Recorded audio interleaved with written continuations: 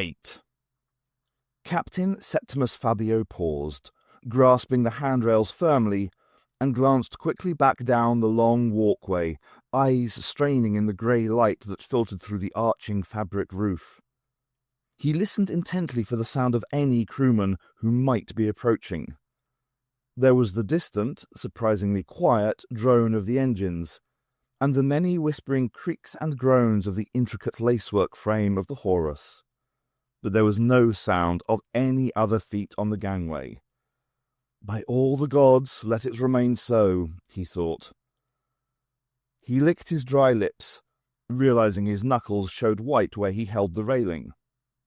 He was shivering partly from the chill in the space about him, which was ventilated to prevent an explosive mixture of gas and air building up, but mostly because he was scared. He was scared that somehow she knew what he had done. He was scared of what Rome would do if they ever learned of his failure. But above all, he was scared by the monstrous artifact in which he was travelling. She had been quite wrong in suggesting he might be afraid of flight. He had no fear of heights, and there was no great sensation of speed once the airship was clear of the ground. What repulsed him was the total artificiality of his surroundings. Stealthily, he continued down the long, gently humped curve of the gangway, his boots falling softly on its narrow strip of boarding. Wooden boards, almost the only natural material on the ship. Everything else was fabric and metal. But the vast spread of fabric used to cover the ship and contain the lifting gas was hardly natural. It had been woven on powered looms and then treated to make it gas-tight. And the metal of the structure was not something familiar like copper, bronze, or iron.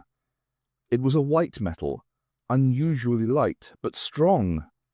Sky metal, it was called by some, smelted in the priest-technicians' electric forges. From this had been machined the tens of thousands of identical struts and plates, assembling into thousands of rectangular frame elements, each in turn subdivided by bracing wires into identical repetitious triangular patterns. Endless mechanical repetition, endless sameness. Nothing had ever been made quite like that before, he thought. It was wrong. It was alien. And he had been given the chance to destroy both it and her. And now he was throwing that chance away. But he had no choice. He was not the suicidal type. Fabio slowed his pace. He was now crossing over the grey bulk of the fourth gas cell from the tail of the Horus. It was only a couple of cubits below his feet, straining upward against the mesh of its securing net. As he reached the central rib frame of the 5 that encircled the great gas bag, he paused, looking back the way he had come, then quickly knelt down and reached under the planking of the walkway.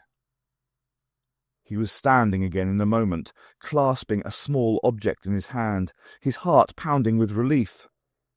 It had still been there, untouched. It was a flat box of light wood, perforated with a rectangular pattern of drilled holes, trailing a short length of thin cord from an eyelet set in one end. He opened a latch with trembling fingers. Inside, clockwork-powered cogs turned slowly under a dial and pointer. Besides this was a spring-loaded flint striker, nestling against a wad of oil-soaked cotton. Carefully, he locked back the striker arm and closed the lid again. "If you find a chance to use it, your reward will be great," he had been told. Well, they would never need to know of his failure, and his reward would be to continue to live. For the first time since they had departed, he breathed freely. He was safe. Even if she came upon him this very moment, he could claim he had found the incendiary during the execution of his loyal duties as a special security officer. Briefly, he toyed with the idea of taking it to her, to show how he had foiled an attempt on her life. Surely that would negate any suspicions she might have of him. All he had to do was bluff it out to her face. He thought of those clear, penetrating eyes boring into him. No, best be rid of the thing immediately. Feeling more confident now, explanation at the ready should he be challenged, he walked back to the head of the vertical ladder that ran down between gas cells 4 and 5 to the keel of the ship. He glanced around once more to reassure himself, then started quickly down. Either side of the ladder's protective hooping, the great gas bags swelled like billowing walls behind their web of restraining wires. At the bottom, he climbed the short flight of steps that curved up inside the belly of the craft until he reached the lateral gangway that ran almost the entire length of the great airship. He turned aft again. There was a tiny secondary control cabin set in the bottom of the leading edge of the Horus's huge lower rudder fin, which served as a mounting for a swiveling tail wheel to match the one set under the forward control cabin. It should be empty at this point in the flight. From there, he could dispose of the incendiary unobserved. The engine noise got louder. 2 crewmen were checking the gimbaled mountings that supported one of the rear pair of motor nacelles, the flashing propeller of which he could see through a row of observation portals. More unnatural devices. Steam engines he could just understand. But why did these monstrosities have to be fed with the burning oil found under the sands of Babylonia? The crewmen pressed against the hull to let him past, bowing their heads. He ignored them. He had no time for native Egyptians.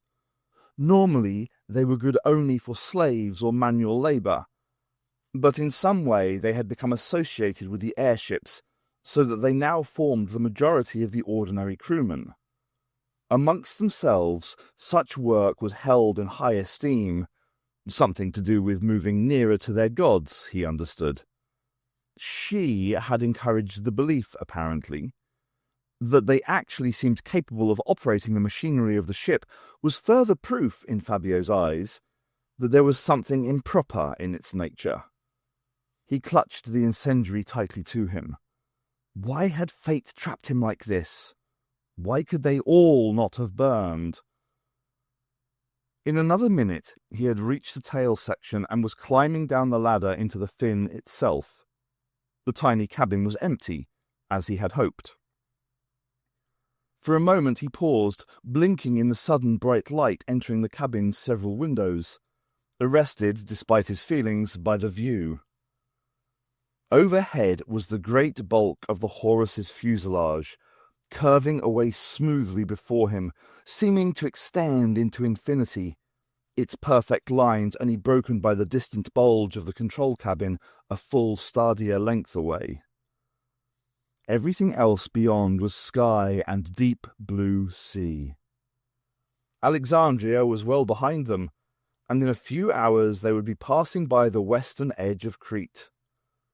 But for now, there was only the brilliant reflection of the sun off a calm sea, without even the speck of a fishing boat to be seen. Fabio opened one of the sliding window panels, which allowed instructions to be given to the ground crew during mooring operations. Air blasted him, reminding him again of their actual speed, though the airship seemed to hang motionless in the blue void. Alexandria to Rome in one day! It was magnificent, and it was frightening, and it was change too fast. She eagerly embraced all things new, it seemed. But did she realize how many she offended by doing so? Somebody would stop her, eventually. But not him this day, it appeared. Regretfully, he tossed the incendiary out of the window and saw it tumble away into the blue. Then he heard a step on the ladder, the step of a big man who has no need to walk quietly any more. Fabio turned quickly, ready to explain himself, and froze when he saw who it was. For the last time his fear returned, and with it the knowledge of who had thrown Xanthes to the crocodiles. Reflex drove his hand to seek his pistol, but his belt was empty. Of course, all firearms and swords were stowed in lockers during flight, for fear of an accidental shot or spark igniting the flammable lifting gas. And then he knew that he was going to die, and that she had known everything all along.